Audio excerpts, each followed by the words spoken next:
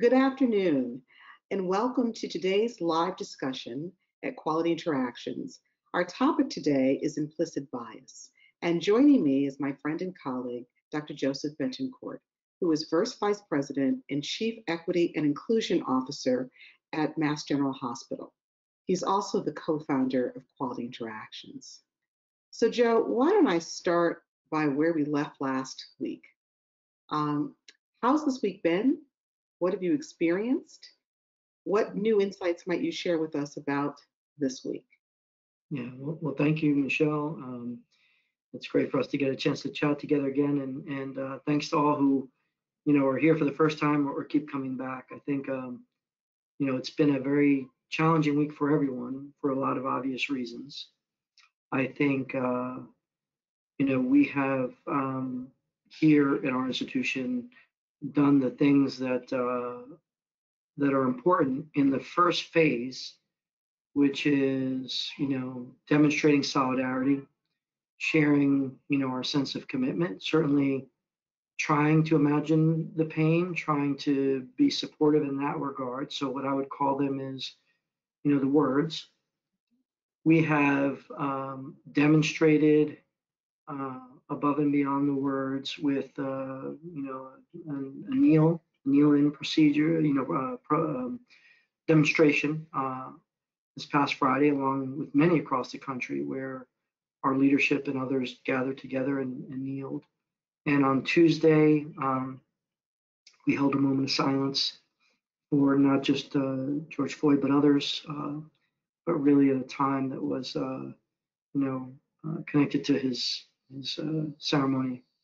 And so I think, this has been a week of kind of doing the beginning or just engaging that, that hard emotional work.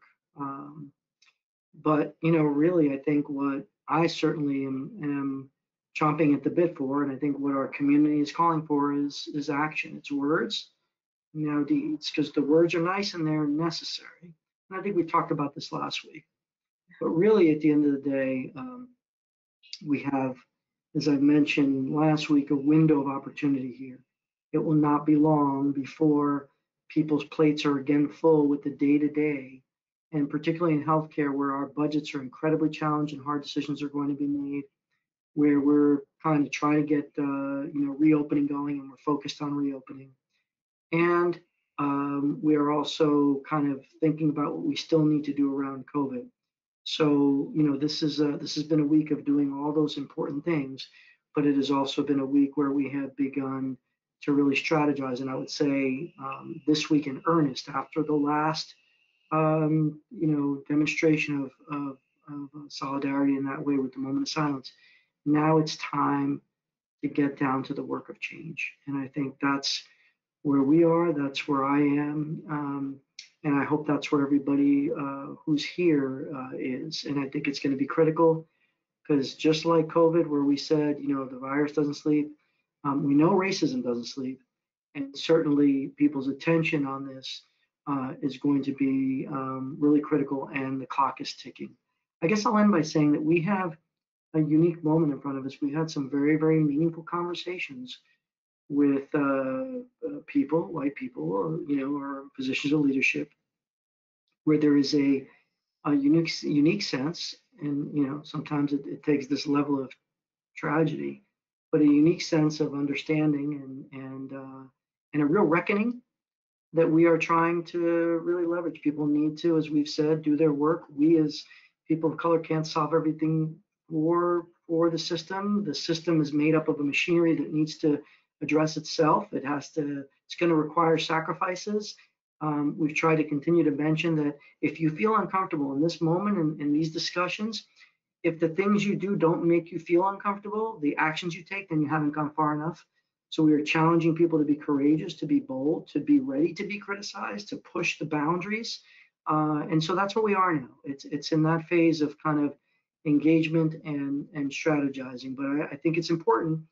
I'll end by saying I think it's important that we set some goals and timeline and accountability for how we're going to get this process of action done. We're not going to have it fully done in 2 weeks, but we want to have some bones, the architecture of some bold plans in place soon. That's right. Well, you know, the last week has really activated a lot of people. So now that everyone's activated, what action should we be taking? Yeah, and boy, are they, there's no shortage of action, one. There's not a lot of need to reinvent the wheel, two. And there's no shortage of opinions, which is great, three. I think what this time brings is we as communities of color, and particularly those who this is most acutely affected and who are most aggrieved by our history and this latest event, Black people, have a whole spectrum of feelings about how we go forward.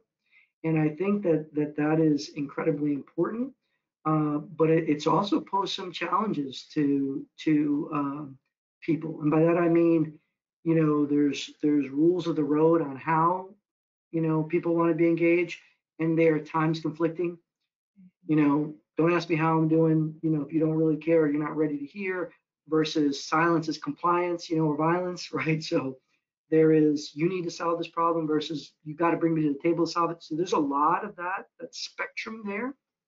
And I think that's important. So we have a lot of there's no shortage of ideas, and like any movement, there are some that are really kind of pushing the boundaries, which is absolutely needed, and there's others that are kind of more conservative and just saying, we have had we haven't had a shortage of ideas. We haven't had a significant execution gap. The difference between all these ideas and executing on them and holding them to the same level of accountability, goals, timeline, accountability, transparency, as we do with all of our other quality, safety, value work.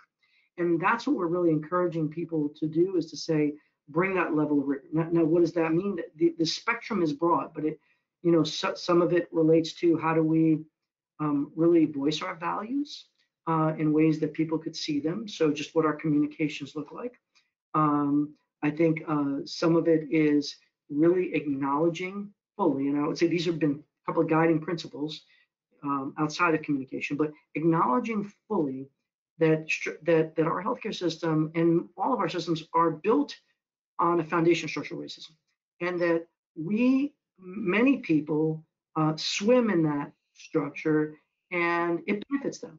And to uncover it might come at their own peril. It might mean you have to give up your seat, or you might need to change your funding priorities and really fund your values, right? And so I think one guiding principle is, how do we foster the moral responsibility to eliminate all forms of structural racism inside our four walls and engage in structural racism and addressing structural racism outside our four walls. That's kind of one guiding principle. I think the second is that we understand that structural racism has created this nicer term, the social determinants of health. How do we leverage our resources as anchor institutions and really drive towards living wage, addressing food insecurity, those things, funding our values that are at the root of this? I think that's another guiding principle. And I think it's, how do we take care of those within our communities that are vulnerable, that work for us, and do better to support their ability to access healthcare, their ability to evolve their education, and their ability to have a living wage. And I guess the third guiding principle is, how do we really advocate for systemic change around racism, including, criminal justice reform, police brutality and the like, but also racism as it takes its head in education and lending and housing and all those other places. And maybe I'll just quickly say that on the structural racism piece inside our house, there's several key components to that. One is, again, voicing our values. The second is, can we create a process where a set of tools that allow us to literally identify all policies and practices and identify where there's structural racism and where there's disproportionate impact on people of color within all the work we do? And there's ample examples, and COVID has shed light on them. The fact that we have, deploying whole virtual care modalities, yet we are comfortable that a lot of people can't access them, is a great example of a structure that's built to not meet the needs of all. And there are countless other ones. So how do we do that in a retrospective fashion, and also in the current phase, and also in a go forward basis? So we challenge all of our leaders to have a tool and a discernment around where structural racism has root already in our past policies, is impacting current policies, and how do we prevent them from having impact in future policies. Absolutely. Another key area is there's been a lot of talk about reporting of racism and microaggressions. How do we develop a better reporting system? But I would argue a reporting system is not good enough. You really have to have a biosphere where the aggrieved individual is able to be tended to, and that there are consequences for the individual that engages in those behaviors. And some, they might be a learning environment. Others, they might be punitive. But creating that biosphere around reporting and addressing these critical incidents across the spectrum of racism and microaggressions is another key approach. Absolutely training. There is a large push now for, and an appetite for, anti-racism training. This is not this isn't I'm against racism, anti-racism training. And training in implicit bias, and training in microaggressions, bystander, upstander, cross-cultural care. Very, very strong appetite for that.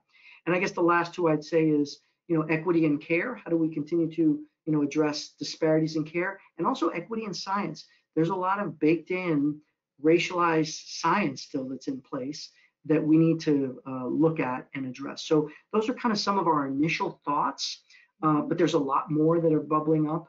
But I think that's a path towards structural equity. Right. So can we drill down a little bit more on training? What you're thinking about in terms of best practice around training? Yeah, so we're going to be giving this a lot of, I think, thought, but creating a deliberate plan. And look, what's interesting is that our community, and I mean our community here in our hospital, and certainly communities within hospitals across the country and within health plans across the country, at the grassroots, have been begging for this. They have been saying, we need training on racism. We need training on microaggressions. We need training on implicit bias. I mean, that has been a real kind of a groundswell, right? And now they're saying, you see, we told you, this is why it's needed. This is why it's important. No more talking. Let's get about the doing, right? And so, like we've always said in our business, we thought about the importance of a learning pathway that's thoughtful, the importance of measurement, the importance of not kind of a data dump, but kind of tablespoons at a time. But I would argue, I think, Michele, that training really needs to be accompanied by enforceable policies and practices that are in line with our espoused values, right? If you are going to train people, you need to make sure that there's that alignment with what you're training them for. So training in and of itself is not enough. But I think now we have the opportunity to be very bold about what we do in training, because, for better or for worse, there are a lot of people who are looking for solutions. They're like, yeah, well, training is one. Training is not the only one, but it is part of a set of structures. Indeed. So, in the last couple of days, actually, I'd say over the last couple of weeks, I'd say that the conversation about structural racism, implicit bias, unconscious bias were things that were almost taboo on business threads like LinkedIn. And now almost every post has some language around that.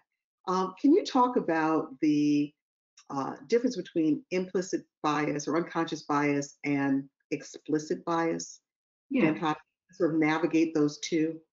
Absolutely. Look, and I think what we have the opportunity to do now is the real learning about race in America and how Americans have treated Blacks in this country, and how this curriculum on race in America, call it racism, racism in America, racism in healthcare. It really, in my view, needs to begin with an assessment of history, because history is not taught in our schools on these issues. It needs to evolve to how racism was really built fundamentally into healthcare, and how it did not get washed away with the Civil Rights Act and the Hill-Burton Act for desegregation of hospitals. There's the sense that it all got kind of washed away, and it absolutely did not. So I think an evidence-based curriculum that demonstrates how racism and structural racism have absolutely impacted health and healthcare and led to the disparities and disparate health outcomes that we see is critical. But that is just one piece. But what's been interesting, Michele, is that you've heard a kind of a call for like We need racism training. Screw that implicit bias stuff. That's kind of not the stuff, right? That's the backdoor stuff. And I would push back on that very, very strongly, because I don't think this is an either or. I think this is the both and. This is an opportunity to train in multiple areas. But I would argue that in addition to any anti-racism training, actively pushing against racism training that we do, we need to equally do training around the insidious aspects of implicit bias and unconscious bias. Why? Because at the end of the day, people are going to do some racism training and they are going to think they are not susceptible to these subconscious processes. So in my view, one can't go without the other. We need to, this creates an opportunity for us to do racism training, but it absolutely, people shouldn't see this as, implicit bias training is the whitewashing of racism training. It is not. Because at the end of the day, clinical decisions are being made around hiring in all types of ways that even people who go through racism training are going to be subject to implicit bias. So understanding that next level is going to be critical, and that's what we're encouraging people to think about. So we shouldn't discount one for the other. We shouldn't sacrifice one for the other. We should really take this opportunity to be comprehensive. Right. Well, that's a great answer, Joe. And actually, one of the things we want to do in each one of these sessions is answer some participant questions. We get just a wealth of terrific questions. And I think you've actually laid out a beautiful case for the first question, which was how to begin to address implicit bias steeped within an organization. You talked about reporting and measurement and the importance of training, as well as accountability and really aligning values. And I think that's a really strong set of tools as an organization begins to do this work. What interventions have been proven to work to reduce and eliminate such biases? Do you think that, we've had some case study work that we've done with your institution, Mass General Hospital. I don't know if you think it might be helpful to talk a little bit about that. Yeah, I mean, I think, it's challenging because I think we've engaged in a lot of training using QI tools have really fundamentally improved patient experience, particularly among individual, patients of color. So that's been great. It's a hard question, where people say, well, what tools? Some of my friends are some of the, the experts in this area, and it remains elusive to say this is the silver bullet that is going to, eliminate implicit bias or stereotyping. Why? Because it wasn't created overnight, right? These biases are created over a lifetime. They surround us, I think a Kareem Abdul-Jabbar quote recently in an op-ed that he wrote, he talked about, racism is like the dust in the air, you don't see it until the sun shines in, and then you see that you're breathing it, that you're walking it, that you're living it, right? Look, we cannot expect that anything is going to be a silver bullet to undo centuries, decades, a lifetime of patterning of people, but we need to chip away. And so, anybody who says, well, is this going to, nothing, look, I will with certainty say there is no one silver bullet. It is building that entire set of activities that chip away at it, right? That allow you to measure and say, wow, did you know your patterns of treatment of X are different? Oh boy, yeah, does that training now make more sense to you? Wow, it does. Now I get it. So it's a whole series of things. And I think, yes, we're going to do the work around measurement. Some of this is asking people how this has impacted them. But a lot of the metrics, quite frankly, haven't been kind of well articulated. But I would argue that all of this helps chip away at people's sense of it. And I've always argued that just knowing that we're all susceptible to this is a huge step forward. And that was a tall hill to climb that we've climbed in very significant ways over the years. Yeah, I describe implicit bias as a practice, something that you have to begin to work on. And it's a constant process of discovery and evaluation and considering how we can be better, right, in all situations. Nobody is bias free. I think about it all the time. I mean, I walk around this world and I'll catch myself on a whole myriad of different issues.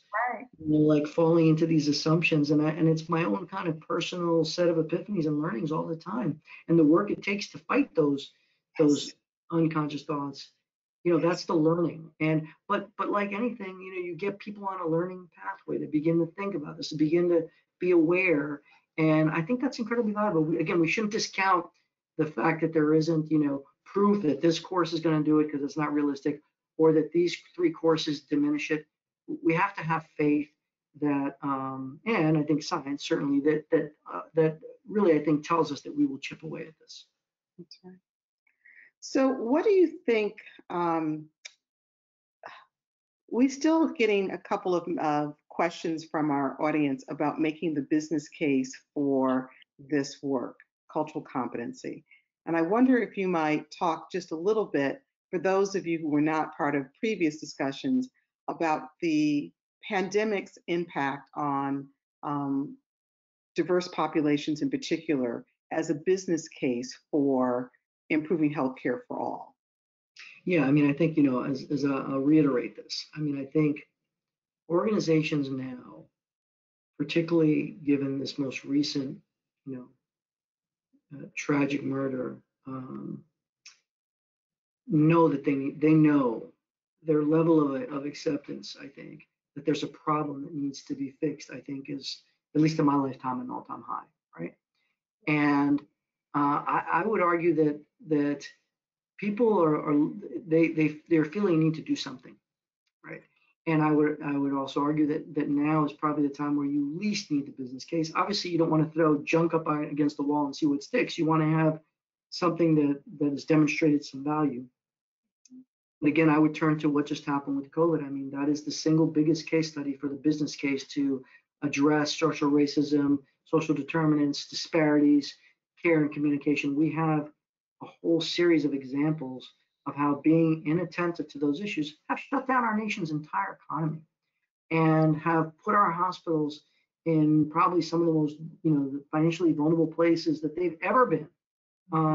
And so that case study really begins with the fact that our inability to communicate messages of how to protect yourself across cultures played a role. Our inability to, really understand disparities and their root causes at a structural level, has led to, everything that we've seen.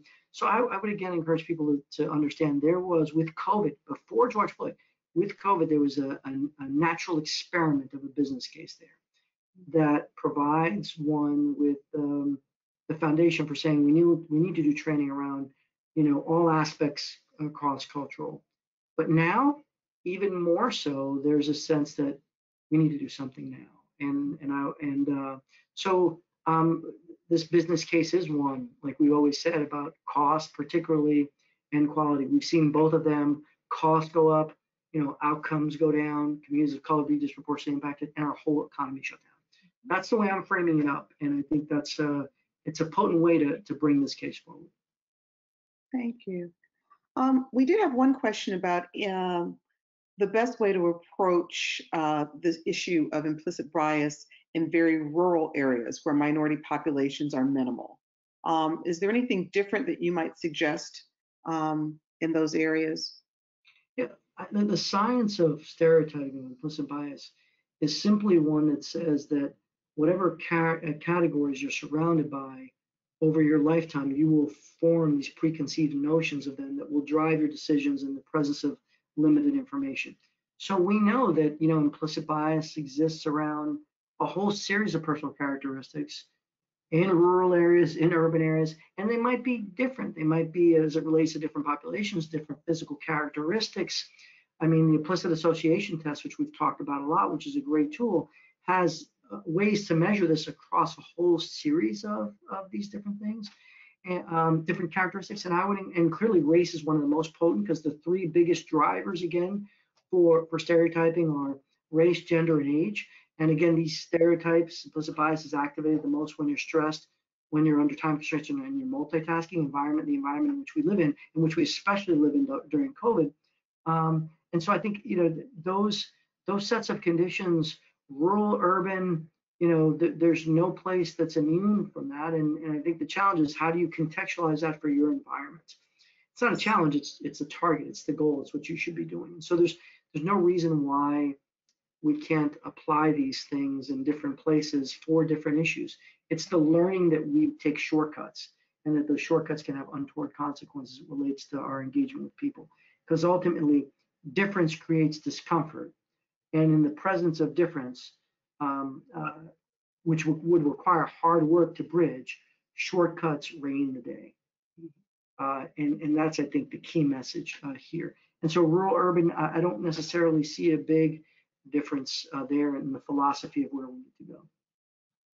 Very helpful. Well, we have 3 minutes before the top of the hour. I wondered if there was any last insight you wanted to share with our audience before we conclude. Yeah, so I'd say a couple of things. I would reiterate that I believe that we in this work have a window of opportunity that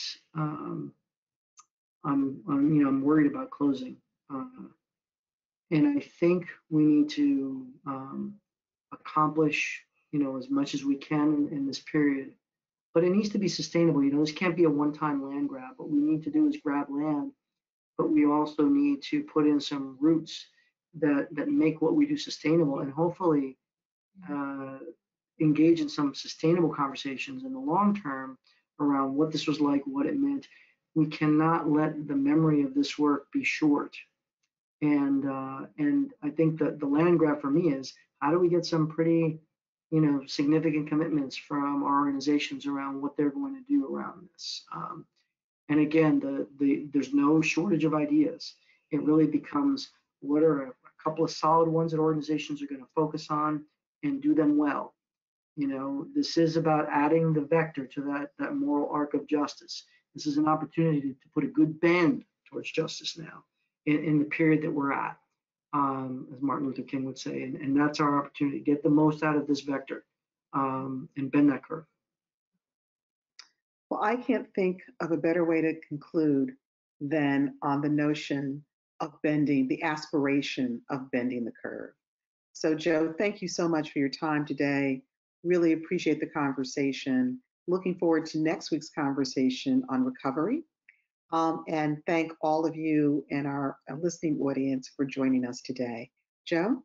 Great. Thank you all so much again. And we'll be here. These conversations are important to me. I think they're important for all of us. And I just want to acknowledge too, the pain's not gone, and it's not going to go away. But now on to action. And I thank you all. Thank you. Have a good day. Bye-bye.